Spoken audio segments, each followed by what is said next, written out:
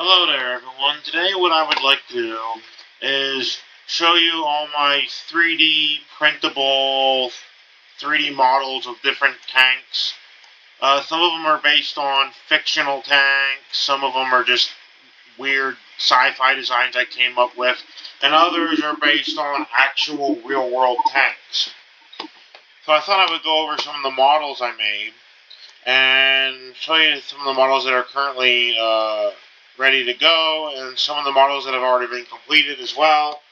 I thought, if you like, I don't know, military vehicles or tanks or army stuff or whatever, you might find it kind of interesting, maybe. Especially if you're like a War Thunder player or something. I like War Thunder. Maybe you like War Thunder too. If you do, I'm not sponsored or anything. Not that I really would want to be sponsored. I don't look for sponsorships, and I would never expect to get one, even if I did get big, which I don't expect to happen.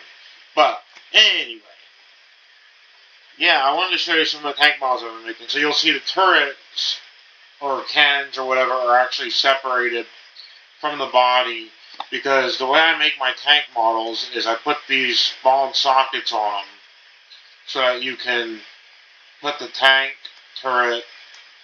The tank turrets have a socket in them, and then you can connect that socket to the ball joint on top of the tank.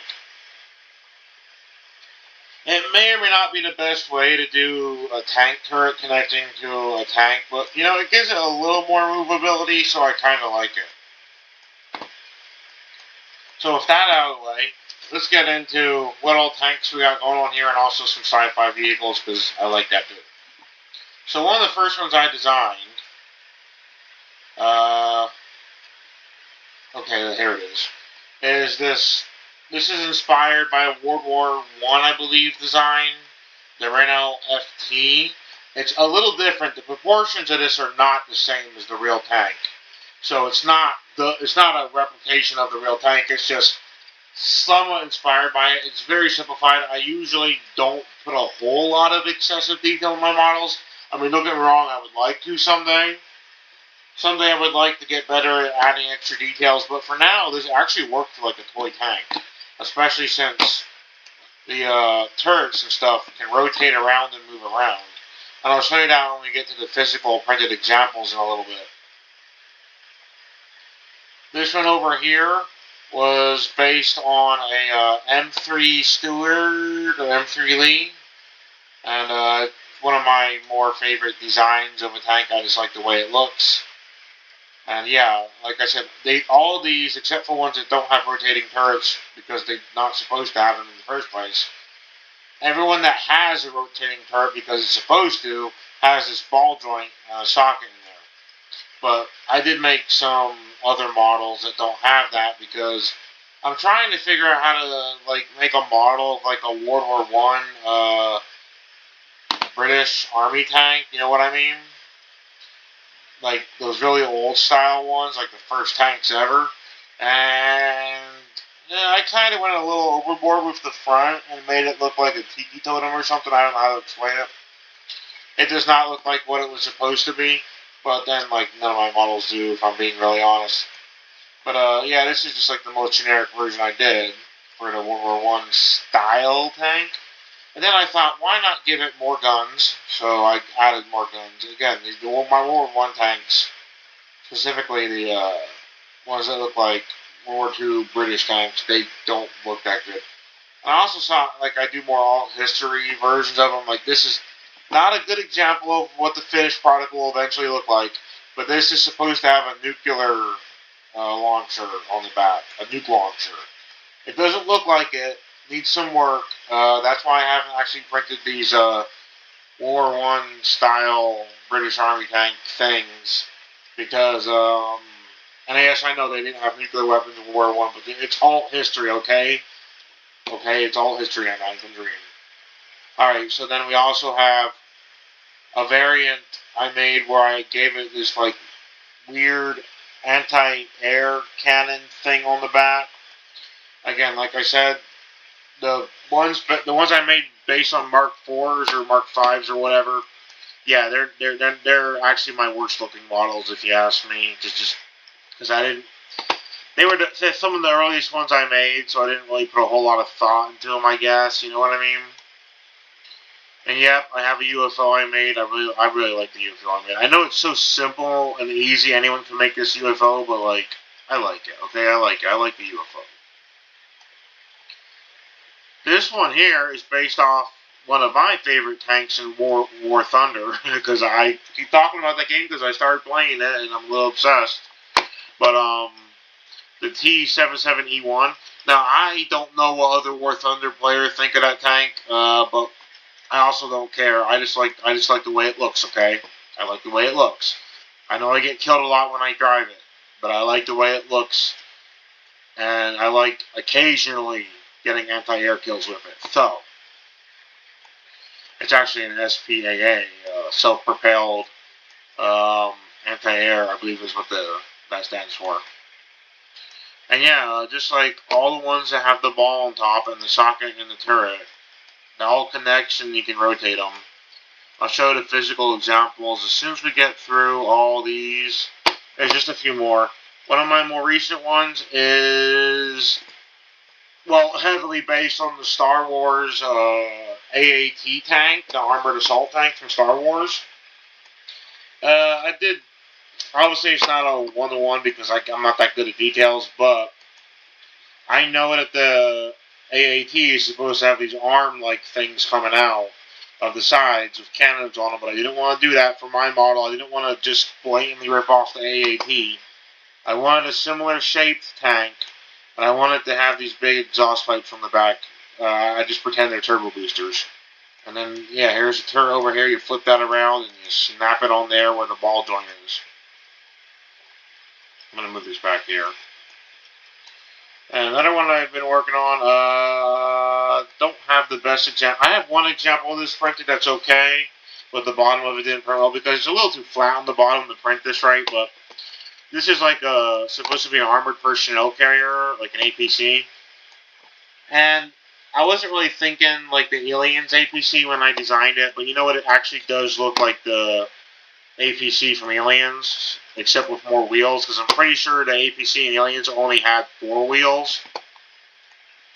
But this one has 4 wheels on each side. That makes it an 8-wheeler, right?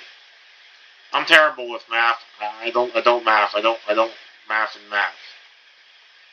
And then another one I've been working on is, I have a couple of printed examples of this, but one of them I printed with too large a socket on the cannon. This is supposed to be like my sci-fi science fiction themed heavy tank thing. And the smaller one I printed had the right size socket, but I messed up the proportions before printing the bigger one, so it doesn't have the right size socket on its cannon, but I'll show you what I mean then when we get to that point. And this over here, I only have a partial print of this. Like, I printed the body, but never the turret for it, the cannon. I don't know why, I just kind of messed that up. Well, actually, I know why.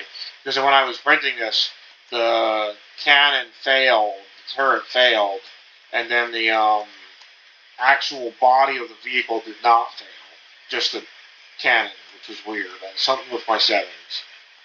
And I do need to make this little like peg here down farther into the model next time before I try to print it again, because I've had issues with when I'm printing with PLA. Now, some of these have been printed in PETG, some have been printed in PLA, but I've had issues with PLA snapping on these little pegs, so I got to move the ball joint down just a little bit so that won't happen, because PLA is a little more brittle. And the only other one that's really in production right now, or there was a pretty 3D printed example of this, but I misplaced it. There was actually 2 examples, a bigger one and a smaller one. I like to call this my space, I don't know what I originally was going to call it. Like, think those Hellfire droids from Star Wars, you know what I mean? The ones that had the big wheels, except instead of big wheels, this has like weird looking track things that don't look like tracks. They're all concept designs, so they're not going to look that great. And also, I don't have the skills to make them look that realistic, but I really like designing different concept tank designs, like fantasy, sci-fi tanks, because it's fun. So, like, those are all the ones that currently either have 3D printed examples or models that are good enough for me to be happy with the way the models turned out. I mean, don't get me wrong, I want to add more details to this stuff at some point. But, you got to get the base models down first before you start doing all the little details.